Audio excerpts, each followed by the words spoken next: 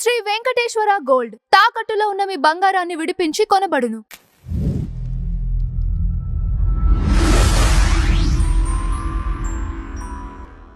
ఇక్కడ వలసల పైన మీ అభిప్రాయం ఏంటంటే? ఆల్మోస్ట్ ఇప్పుడు మీరు చూసినట్టయితే వాళ్ళకి ఆధార్ కార్డులు వచ్చాయి, ఓటర్ ఐడీలు వచ్చాయి.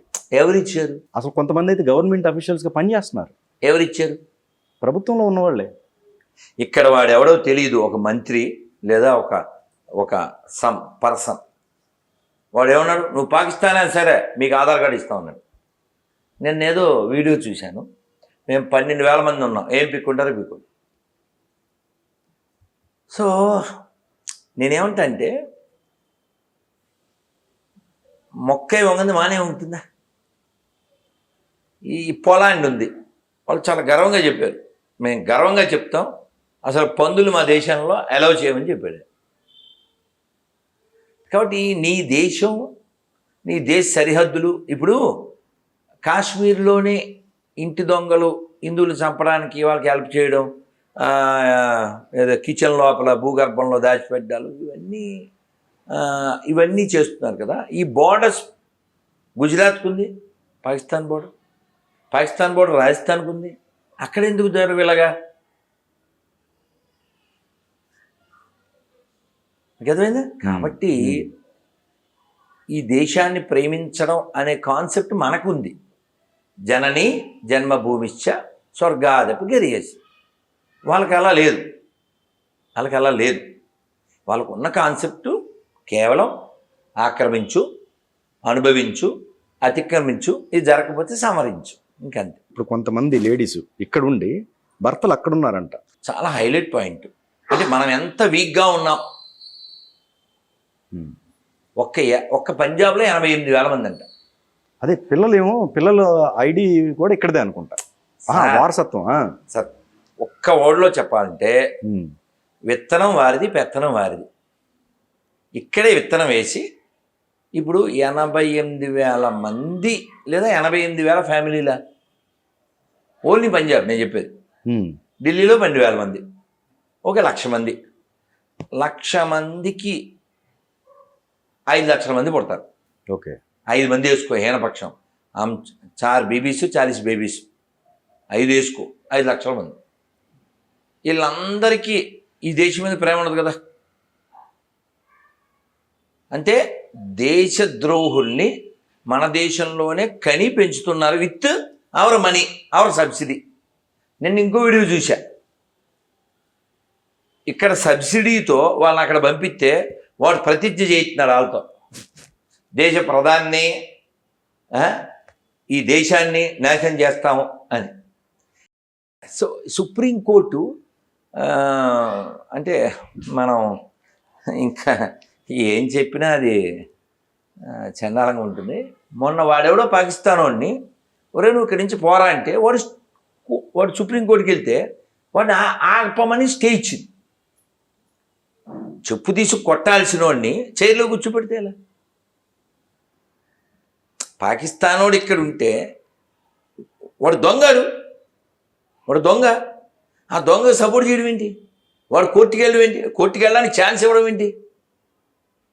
సో కాబట్టి మన వ్యవస్థల్లో ఇంత అవస్థ ఉంది. ఎందుకు అంటారేమో, మీరు గమనించవచ్చు.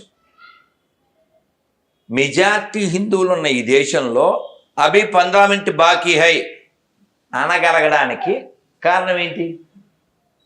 నువ్వేం పీకవు అనేటువంటి ధైర్యం నువ్వు ఇచ్చిందేగా.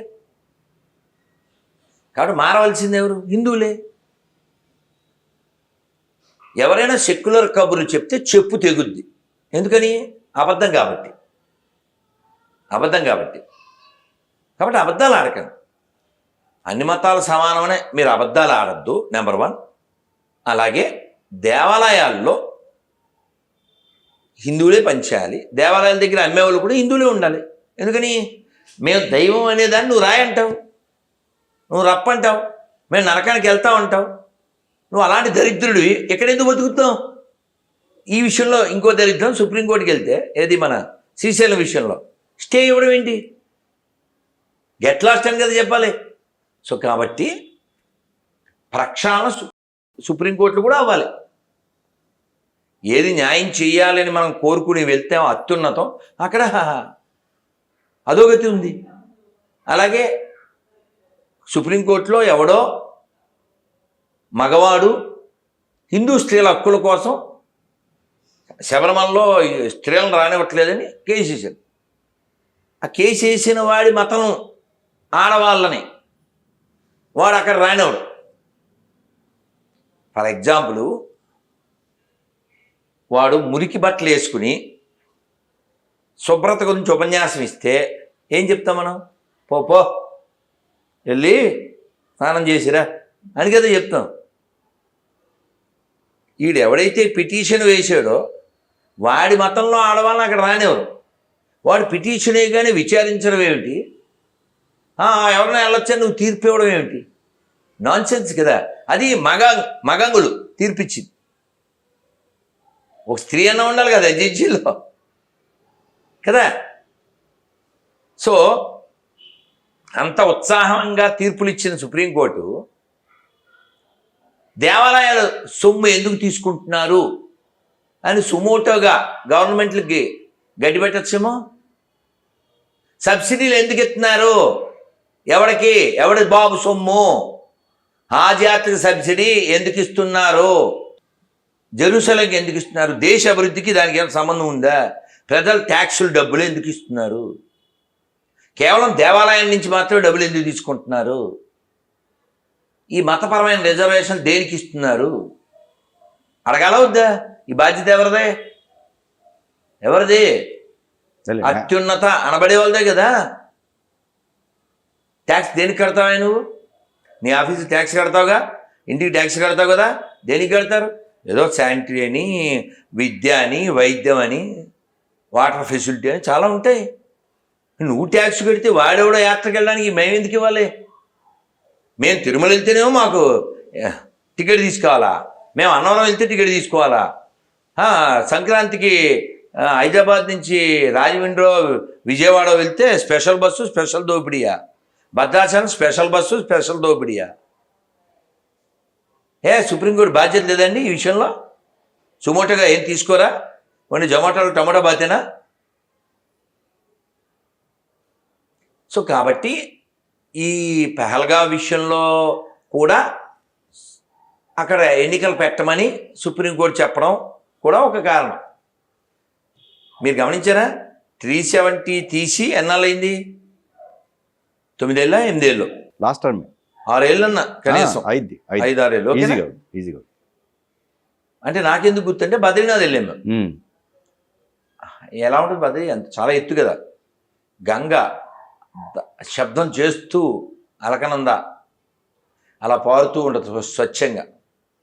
అప్పుడు గీత్ పాడుకున్నాం, మాదే నోయ్ హిందుస్థాన్, మాదే మాదే మాదేనో, మాదే నోయ్ హిందుస్థాన్, మాదే మాదే మాదేనోయ్, చలువల రేడు కొండల వీడు హిమవంతుండు మావాడే, గలగల పారే దివ్య సువాహిని మాయమ్మే గంగా మాయి, మాదే నోయ్ హిందుస్థాన్, మాదే మాదే మాదేనో.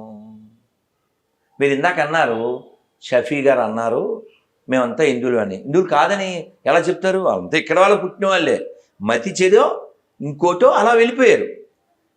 ఇప్పుడు అందులోకి వెళ్ళిపోయిన తర్వాత దేశాన్ని ప్రేమించడం కాన్సెప్ట్ ఉండదు, దేశాన్ని విభజించడం అనే కాన్సెప్టే ఉంటుంది. ఇప్పుడు అందుకని ఇప్పుడు ఇక్కడ పాకిస్తాన్ని ప్రేమించే వాళ్ళు ఎంతమంది ఉన్నారో తెలియాలంటే very simple sir. Government, any government ఏం చేయాలి? చక్కగా రోడ్ల మీద పాకిస్తాన్ జెండా వేసేయడమే. ప్రతి ఒక్కటి దాన్ని దాటి వెళ్ళాలి, నడిచి దాటి వెళ్ళడానికి ఇష్టపడిన వాళ్ళ అది షిఫ్ట్ చేసేస్తే అయిపోతుంది. అలాగే ప్రతిరోజు మార్నింగ్ ప్రతి వార్డు ఒక కూడలి ఆ ఏరియా ఉంటుంది కదా, అక్కడ జాతీయ జెండా వందనం, వందే మాతరం లేదా జనగణమన.